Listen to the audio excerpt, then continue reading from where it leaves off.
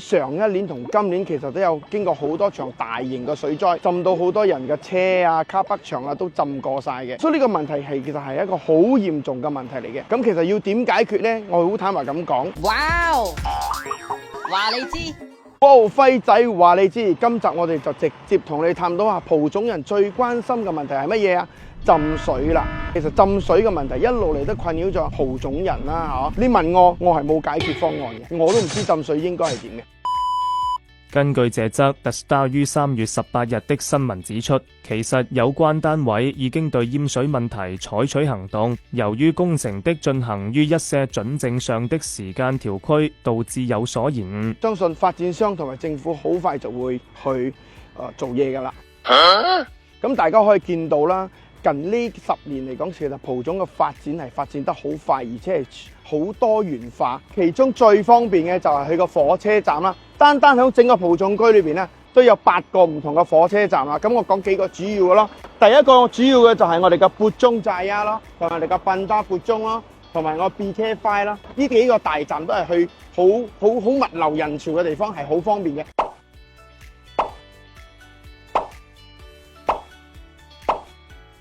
大家亦都可以，你睇下，大家呢度有好大嘅泊機場，只要你揸架車嚟呢度泊，跟住你就可以搭火車去第二度做工購物。嗱，咁蒲種咧，其實算係一個完善嘅一個綜合區啦，佢擁有住宅啊、零售啊、辦公啊、工業等等多樣化嘅企業。咁主要我哋有6個大 highway 啦，我哋有 LTP 啊、Kesasa Mix Highway 啊、MPE 啊、SKV。兄弟，你也未免太專心看稿了吧？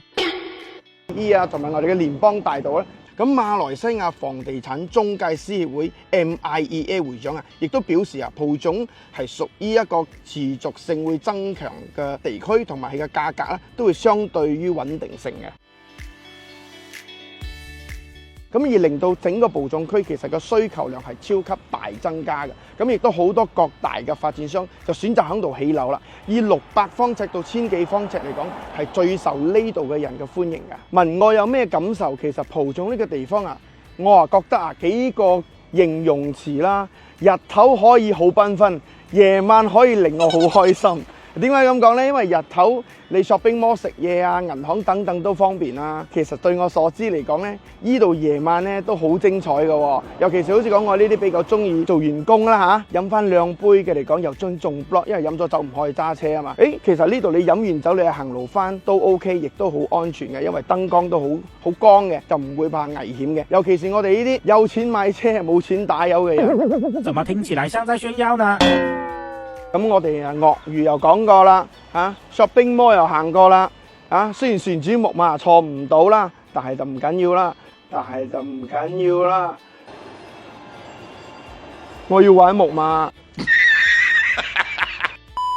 個係我個人少少嘅睇法，你哋如果講有啲咩意見或 CLS 之外呢，千祈唔好鬧我啊！大家有咩傾下偈就好啦。OK， 咁我哋下集見啦，拜拜。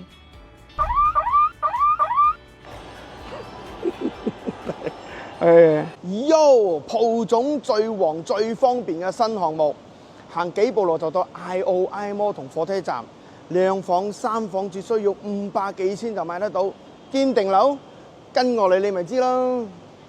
哇！話你知。